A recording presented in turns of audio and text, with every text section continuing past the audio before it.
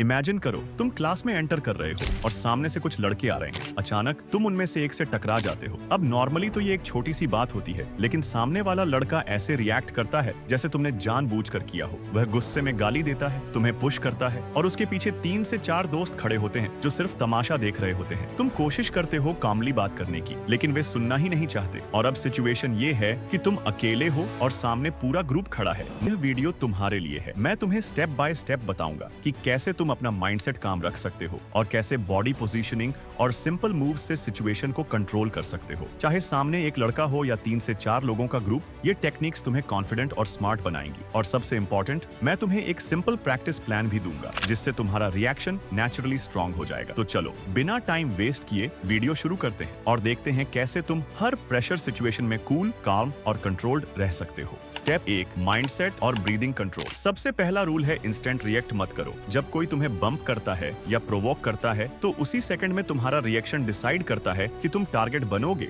या नहीं। ज्यादातर लोग यहाँ 2 बड़ी गलती करते हैं, या तो वो फ्रीज हो जाते हैं या फिर तुरंत एग्रेसिव हो जाते हैं। अगर तुम फ्रीज करोगे तो सामने वाला सोचेगा कि तुम डर गए हो, और अगर तुम ओवर रिएक्ट करोगे तो वो तुम्हें और प्रोवोके करेगा और सिचुएशन और बिगड़ सकती है। इसलिए सबसे स्मार्ट रिएक्शन क्या है? सबसे पहले डीप ब्रेथ लो। एक डीप ब्रेथ तुम्हारी बॉडी को काम सिग्नल देता है और तुम्हारा माइंड थोड़ा स्टेबल हो जाता है। उसके बाद अपने शोल्डर्स रिलैक्स करो, आई कांटेक्ट मेंटेन करो और अपनी वॉइस काल्म और क्लियर रखो। याद रखो, लाउड बोलना पावर नहीं होता, असली कॉन्फिडेंस कंट्रोल्ड वॉइस में होता है। स्टेप 2, एनवायरनमेंट यूज करना। अब एक चीज है जिसे ज्यादातर लोग इग्नोर कर देते हैं। असल में एनवायरनमेंट तुम्हारा साइलेंट वेपन बन सकता है। स्कूल में बेंच, वॉल्स और बैग्स जैसी कई चीजें होती हैं और सही सिचुएशन में ये सब तुम्हारी स्ट्रेटजी का हिस्सा बन सकती है। एग्जाम्पल के लिए, अगर कोई बंदा सीधे अटैक करने आ रहा है तो थोड़ा सा बेंचेस की साइड शिफ्ट हो जाओ। बेंच तुम्हारे और उसके बीच एक बैरियर बन जाती है जिससे तुम्हें थोड़ा टाइम और डिस्टेंस मिल जाता है। अगर सामने ग्रुप हो तो कोशिश करो कि तुम ऐसा कॉर्नर चूज करो जहां सिर्फ एक साइड ओपन हो, ताकि सभी लोग एक साथ तुम तक न पहुंच सकें। स्टेप 3,